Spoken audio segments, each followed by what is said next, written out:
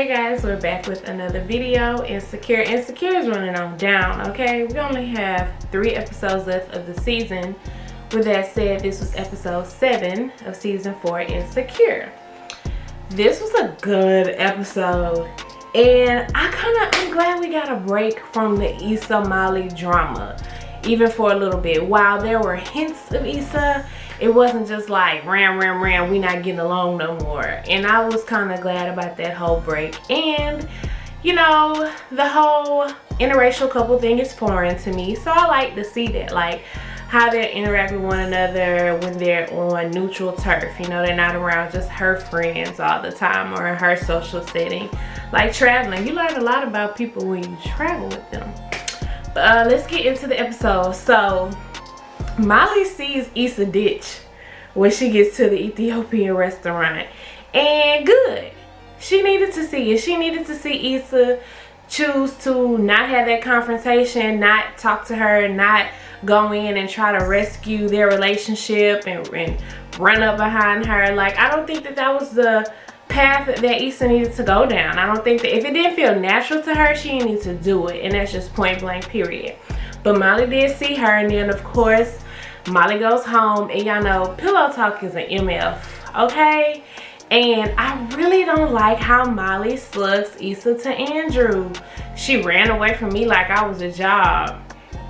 Really, sis? Tell us how you really feel about your girl. What else she said with her messy ass? Like, for that to be your best friend, you too comfortable trashing her after y'all done had a little friction.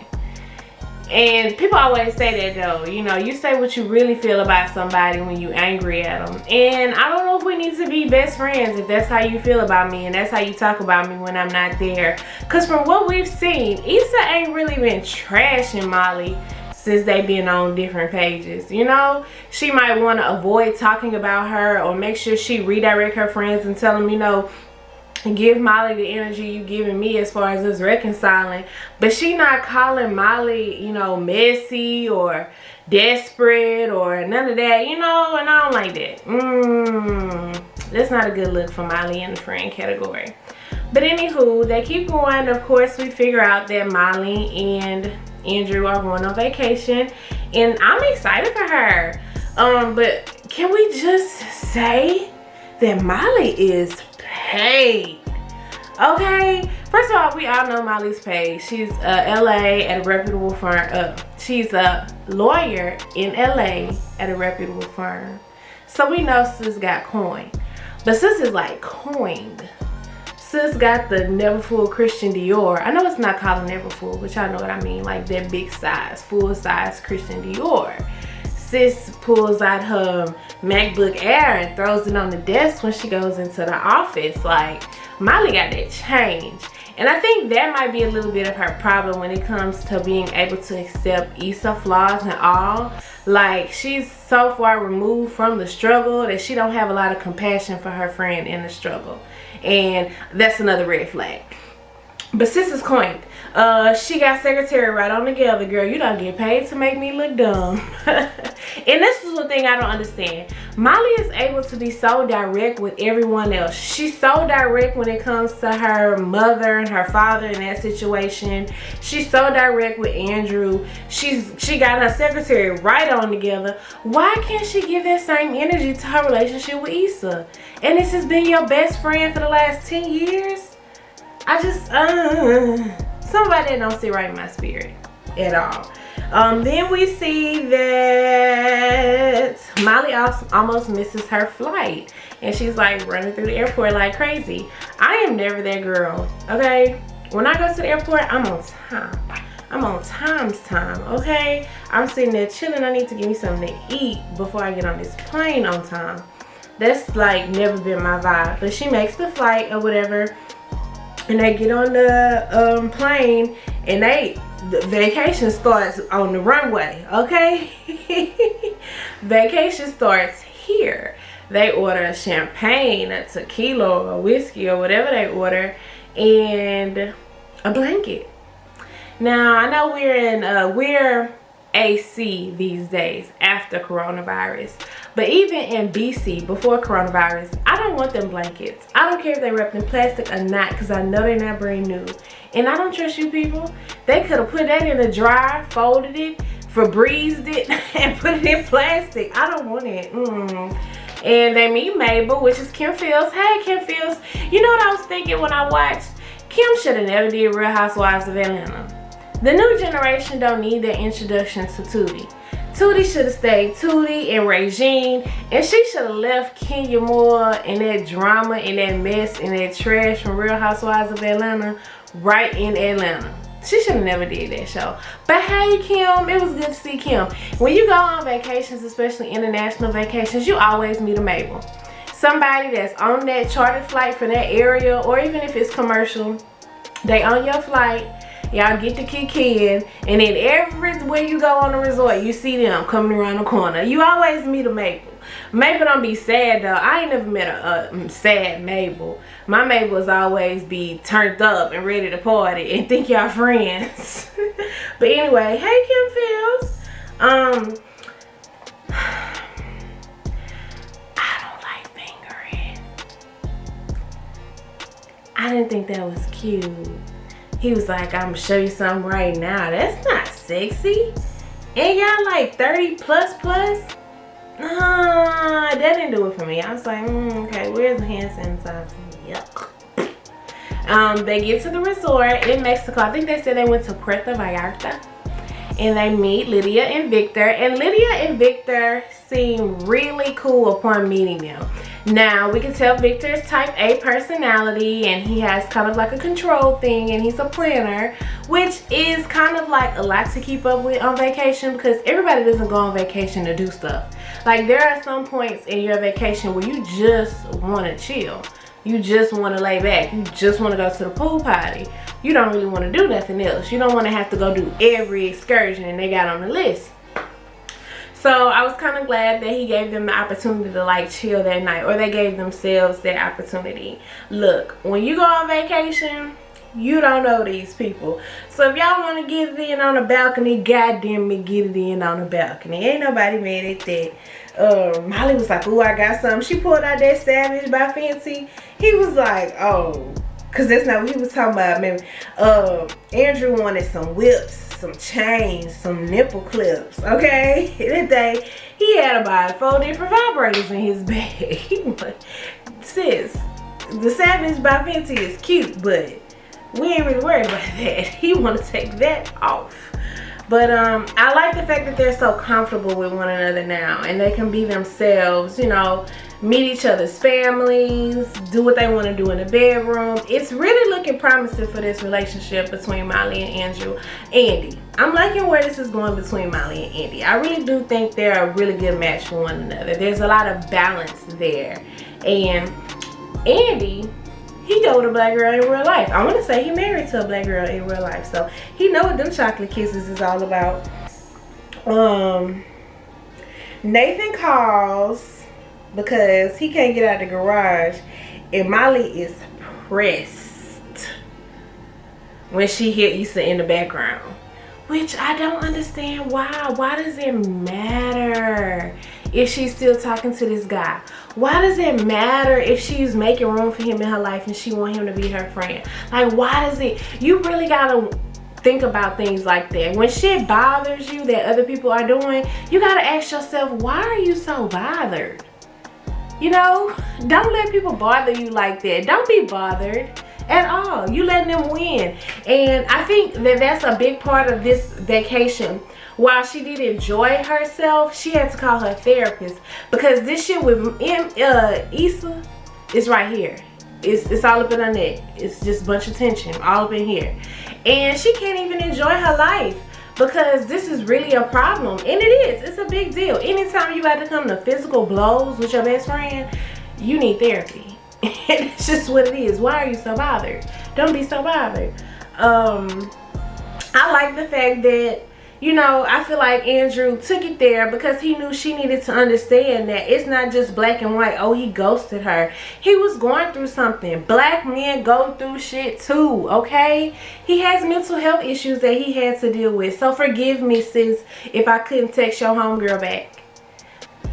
I'm in shambles mentally right now. Give me that opportunity to dig myself up out of the dirt. Like, and I'm glad. I appreciate the way Andrew presented it, because she needed to know that. She needs to get that out of her chest. Like, fall back. Like, you too upset at this man about taking care of himself and prioritizing his mental health. Even though she didn't know that was what was going on, now you know. So chill, fall back, don't be so angry.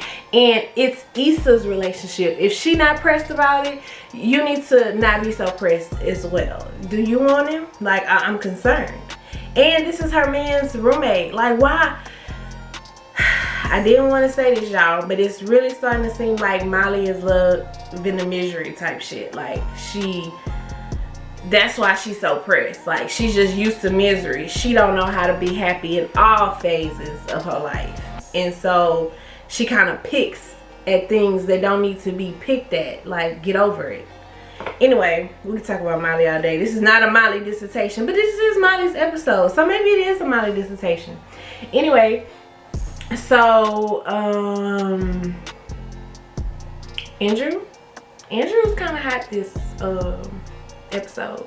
Like, the little side bag of hair was really a look for him. He was really serving exotic Asian man realness, fineness in this episode. Don't quote me. So we get to the race scene. Oh wait, before that, she told him to eat her ass. Like, where they are sexually, they're very comfortable with one another. Anytime you can sit on your man's face and tell him to eat your ass, like, the level of comfort is out of this roof. So kudos to them. I'm happy for them. That's all I can say. That's all I got about that. So we get to the race scene, and I get it. You know, I probably would have felt the same way that Molly felt. You know, if I saw a white couple ahead of me not get hassled in the way that I was hassled, I would feel a way. But I'm much like Victor. At this point in my life, I choose my battles. If I done spend thousands of dollars to come out of the country and enjoy myself, I'm not going to let racial bias be a thing. Like, this woman not about to call her boss on me. They not about to get resort security on me. I'm not about to let that be the jacket that I have to wear while I'm staying at this resort for the next 4 days, 5 nights, you know? We do that a lot professionally, where even when we feel like things are racial professionally, we choose our battles. Now, when you're spending all your money, you don't want to have to do that. But when you're spending all your money, is it really worth going back and forth with this lady about some damn towels? No. I think that Molly took it too far. Like, granted, Victor was, like he said, he was playing devil's advocate. That's right there, that's a big indicator. Ding, ding, ding. Pull it back. When somebody tell you they're about to play the devil's advocate, just let that shit go, because what they're about to say is gonna piss you off, okay? So don't even give it no energy. Like, don't even, you know, be like, oh, okay, I get what you're saying, and go get a fucking drink at the swim up bar. You know, I'm not finna let somebody pull me out of character, especially my man's brother, whom I just met on vacation in another country. Like, she could have made a better choice than that. She told him, fuck you, and that's a lot, sis. Like, why you want to be miserable? Like, that's going to be so uncomfortable for you now, and you out of the country, and this is the first time you met this man. I just wish in the moment that Molly would have made a better decision than that. You know, it wasn't worth it in the end of the day. You know, even though that's how you feel, yeah, you don't want to have to present yourself and defend your blackness with the people who are supposed to be your allies. But you also don't want to tell these people that they can pick and choose when they want to be minorities, because that was hella offensive. And that pulled Lydia into it, and then that pulled Andrew into it, and you was just mad at Victor. She could have chilled, you know? she didn't have to be so insecure in the moment. It made me uncomfortable, to be quite honest.